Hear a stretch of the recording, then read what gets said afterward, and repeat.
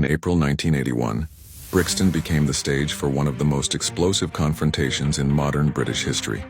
For 3 days, the streets of South London burned, not because people suddenly fancied a riot, but because years of poverty, prejudice, and persecution had finally reached breaking point. Brixton was a place where the Windrush generation and their children had come hoping for better lives, only to find unemployment, substandard housing, and police suspicion waiting at the door. Jobs vanished as factories closed, and many young black men faced the grim statistic of being unemployed before they'd even had a chance. Add to that the sus law, which allowed officers to stop and search anyone on suspicion alone, and you had a recipe for humiliation on repeat. Imagine walking to the shop and being treated like a suspect every other day. It wasn't just injustice, it was psychological warfare. The match was struck in January when a fire in New Cross claimed 13 young black lives. The investigation that followed seemed indifferent, even insulting. Thousands marched in anger, but the establishment shrugged. A few months later, Operation Swamp 81 arrived. Hundreds of plainclothes officers prowling Brixton like a hostile occupying force, stopping nearly 1,000 people in 5 days.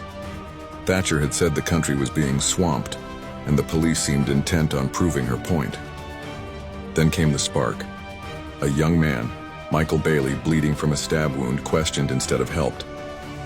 Rumors spread faster than any ambulance could, and by that evening, the streets belonged to the crowd. Bricks flew, police vans burned, and Atlantic Road became a war zone. Saturday was worse.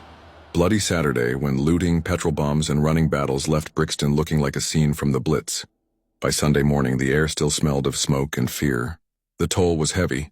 Hundreds injured, dozens of buildings destroyed, millions in damages. The government's response? Thatcher wagged her finger, insisting, "Nothing but nothing justifies what happened." Easy words when you're not the one being frisked, ignored, or left to rot in a damp flat. But the riots changed things.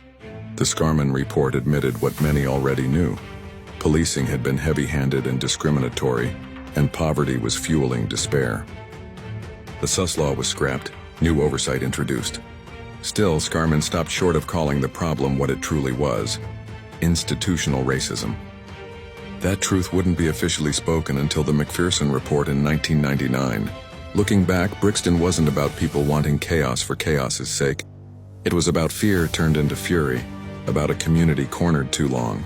Out of the smoke came not just broken glass but a louder voice for justice.